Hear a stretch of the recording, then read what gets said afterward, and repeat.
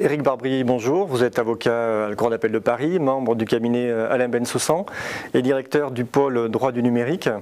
Alors aujourd'hui, les entreprises se lancent énormément dans des projets de dématérialisation qui pour elles sont technologiques, mais en fait, il y a un volet juridique important à voir. Quels sont les enjeux à ce niveau-là ? Moi, je pense qu'effectivement, la démat, c'est un projet technologique, c'est clair, mais je pense que c'est aussi surtout un projet technico-juridique. C'est-à-dire qu'on peut planter un projet de démat si on n'a pas géré la problématique juridique. C'est presque plus facile de trouver les bons acteurs et les bons réflexes en matière technologique que de trouver les bonnes parades aux problématiques juridiques qu'on peut rencontrer. Alors, je parlerai d'informatique et liberté, de preuves, de droit du travail, de droit des contrats existants. Enfin, il y a plein de sujets de droit que l'on doit traiter quand on se lance dans un projet de démat. Ce sont des projets donc technologiques avec un aspect juridique.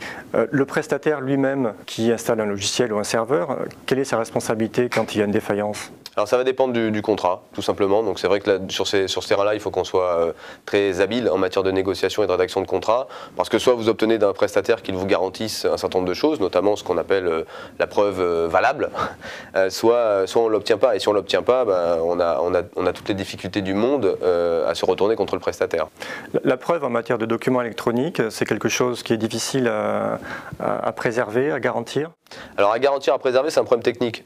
Par contre, à rematérialiser et la présenter à un juge pour que le juge prenne cette pièce comme étant une pièce comme les autres, c'est sûr qu'on a une difficulté qui est la notion d'intégrité. C'est-à-dire que non seulement on amène cette preuve, mais en plus il faut qu'on démontre au juge une certaine forme d'authentification et d'identification d'un côté et une certaine forme d'intégrité du document pour que celui-ci soit reçu devant un tribunal. Enfin, objectivement, moi ça fait quoi, peut-être maintenant 15 ans que je plaide dans l'environnement numérique, je n'ai jamais eu un problème d'irrecevabilité de preuves électroniques.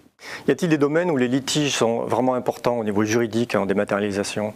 La réponse est simple, aucun. Voilà, il n'y a pas aujourd'hui de contentieux de démat, quasiment pas, enfin c'est très marginal. Sur les gros projets, il n'y en a pas.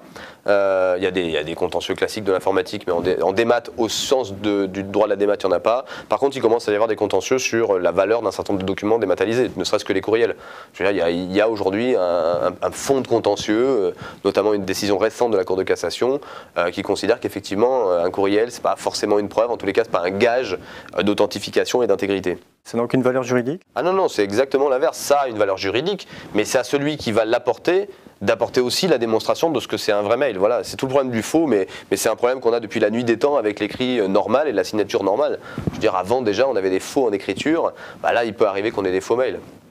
Les entreprises sont dans la mondialisation avec des filiales à l'étranger. Si l'entreprise est conforme au droit français pour ses documents numériques, qu'est-ce qui se passe quand il y a un conflit qui a une dimension internationale ? En dehors de l'Union européenne, c'est un peu l'enfer. Donc quand on est dans les 27 pays de l'Union, on a harmonisé un certain nombre de choses au niveau de l'archivage, de la preuve, de la signature électronique et de l'écrit électronique. Donc là, on est plutôt bon. Par contre, c'est vrai que dès qu'on sort de l'Union européenne, dès qu'on tape l'Amérique du Nord, l'Amérique du Sud, l'Asie, pourquoi pas l'Afrique, à ce moment-là, on a des problématiques parce qu'il y a des pays dans lesquels les réglementations sont différentes, d'autres où il n'y en a pas du tout.